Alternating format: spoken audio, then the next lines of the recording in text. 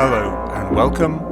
My name is Roger Quayle, and you are listening to My Life in the Mosh of Ghosts.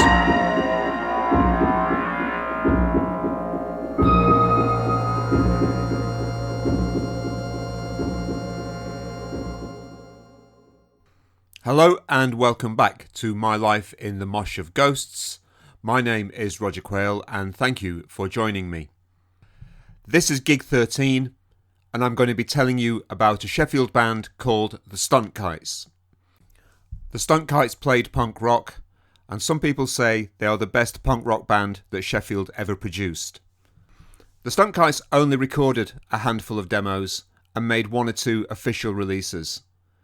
But as a live band, the Stunt Kites would either soar or crash and burn, depending on their mood and the circumstances. Future episodes of this podcast will come back to the Stunt Kites, but today's episode is about their first gig. So with a brisk 1, 2, 3, 4, here we go with the Stunt Kites at St Cuthbert's Church Hall in Vale, Sheffield, on the 25th of November, 1978. A drab, grey plastic mould chair, scuffed black metal legs akimbo, spins through the air above the ready-rubbed tobacco floor. An unhinged Apollo lunar lander in search of its own sea of tranquility. Its graceful arc ends with a rude clatter, another voice adding to the untrammelled cacophony around me. I'm picking up bad vibrations. It's giving me palpitations. And we're not in a nightclub in the city. We're in a modest church hall in the suburbs. And the Stunt Kites' first public performance is ending in a riot.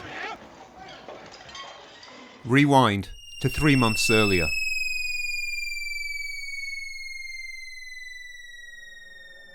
We are the warriors at the edge of time. We are humanity's scythe to sweep this way and that.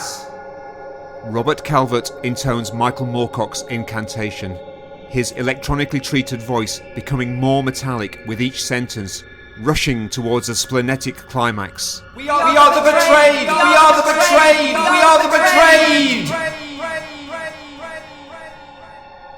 Then they smash them all to bits! Laughter breaks the spell. Steve Chapman's Cadbury Smash robot impression, reducing his guests to crumpled cackles. There's a small gang of us at Steve's house on the Crabtree estate. Lost in the small hours of an August morning. Vinner, Wilmer, Lango, John Allen and myself are listening to Hawkwind's Warrior on the Edge of Time and the first Motorhead album. Rizzler papers and Golden Virginia rolling backy are strewn across the fold-out shield in the Hawkwind gatefold sleeve. The conversation is fueled by nothing stronger than Lemmy, lager, and the lust for independence that comes with the novelty of freedom from parental control. On the coffee table is a handsome book of punk rock fashion. The preface is an old Icelandic proverb. Each man loves the smell of his own farts. This strikes 17-year-old me as being incredibly profound and wise. The shrill tinkle of the doorbell pierces the convivial fog. Steve traipses off to see who it is. 2 fresh-faced police officers enter the living room. Motorhead stall. Now then, lads, what's going on here then? Nothing, officer. We're just having a few cans and a bit of music and chat. We've had a complaint about the noise. Turn it down, all right? We don't want to be coming back again. All right, Chief. No problem. Straight away. South Yorkshire Constabulary's finest return to the mean streets of Page Hall, and Lemmy is replaced on the stereo by the new Rich Kids single. This softest brush with the law is just a fresh strand to be woven into our teenage tapestry. School friends Steve Chapman and John Allen have just formed a punk band called the Stunt Kites. John joined our class at Firth Park Comprehensive a couple of years earlier, and it was immediately apparent that he was different to the rest of us. His uniform was immaculate. His school tie worn at the normal adult's length, unlike the chin-grazing, stubby sausage roll favoured by the male majority. John carried a brown leather satchel. Everyone else had Adidas or Gola kit bags. The clincher, however, was his accent. No one else round here spoke with received pronunciation, apart from Mr. Holmes, the physics teacher, who was at least 60. In short, we all thought John was posh. As it turned out, he was very good company when we got to know him. Intelligent with a dry wit, and blessed with a fine sense of the absurd, which fitted in well with our gang's Python-esque outlook on life. Spiky-haired Steve Chapman is a wicked mimic, with a sense of humour to match. He has aquiline good looks, and a penchant for chef's jackets and winkle pickers. Steve also has cooler taste in music than most. The first time I hear Kraftwerk's Trans-Europe Express, and the first Velvet Underground album, they are his records. He is also a major Hawkwind and Motorhead fan. Meeting one night at the Penthouse Club, one of the few punk venues in Sheffield before the limit opens, they decide to form a band. John will sing and Steve will play guitar. They write some songs together, but don't have anywhere to practice, or a rhythm section to fill out their sound. Vinner and I offer to help. Sometimes we play at Vinner's, other times we play at Timbo's house. One of the lads assumes the Glenn Matlock bassman role. They're both just too musical to be Sid Vicious, with me doing my Paul Cook impression on drums. We mostly play Sex Pistols songs, or one of John and Steve's own compositions, Suburbia, Made in Hong Kong, Fool's Paradise, or Dead Boys. This music is so much fun to play. Why have we been torturing ourselves learning all the dovetail sections to bloody Band on the Run, when careening through bodies, screaming like stookers at the top of our lungs, is clearly the most joyful thing you could ever wish to do? My friend Brent is also learning to play the drums. I'm trying to help and encourage him, though I'm possibly the worst teacher he could have.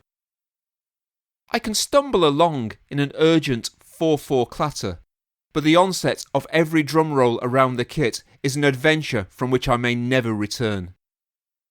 Happily, punky playing emphasises the mental in rudimental, and soon he's mastered a primitive pommel inspired by the Duracell Bunny and Bingo from the Banana Splits. 12 months my junior, Brent is in the same year as two other lads, Nigel Renshaw and Mick Greening. They have a putative punk band called The Surgeons. As a friend of both camps, I can see how joining forces could be mutually beneficial, two fledgling groups playing punk rock in the same school. The Stunt Kites need a rhythm section, the Surgeons need a frontman and songs. Despite some initial misgivings, the two bands join forces under the undeniably marvellous Stunt Kites moniker. Their first gig is on Wednesday the 4th of October at the Gateway Club, a meeting place for people with learning disabilities near Norfolk Park.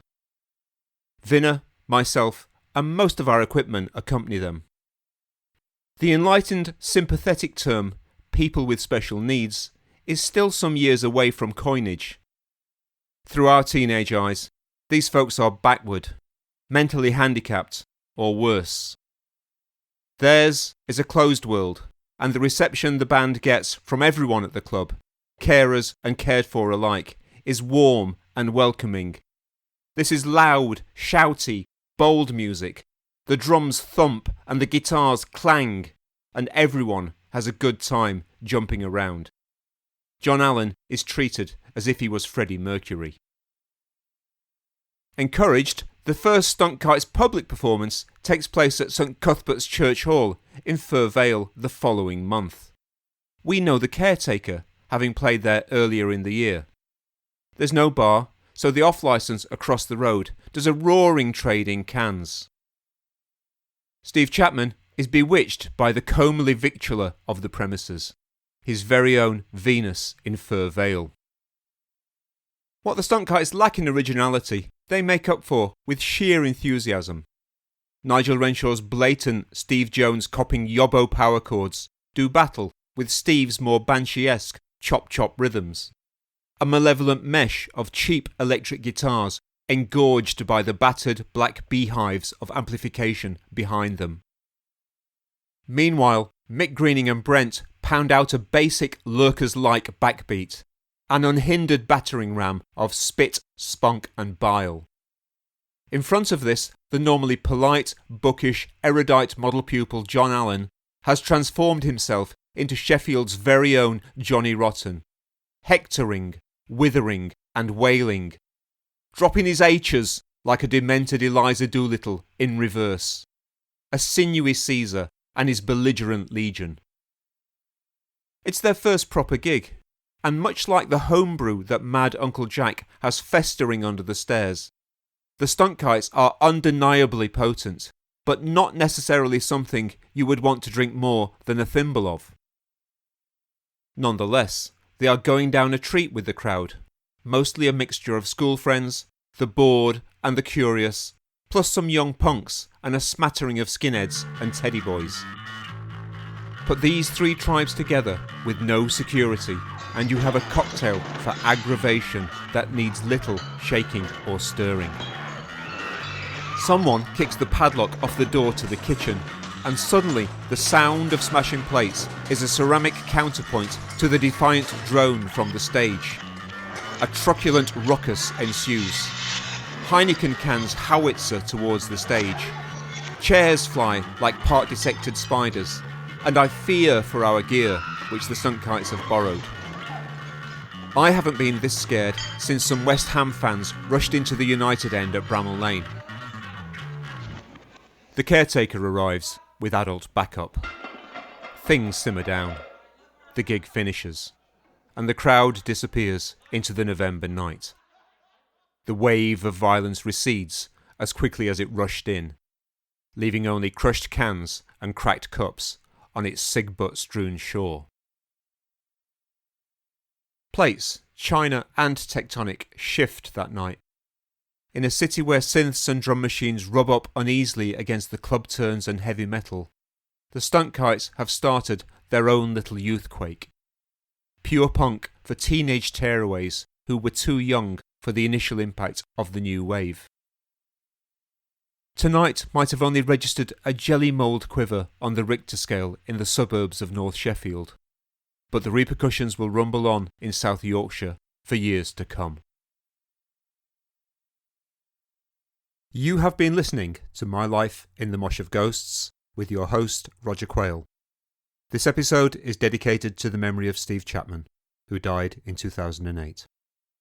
Thanks for listening. See you again next time. All the best. Bye-bye.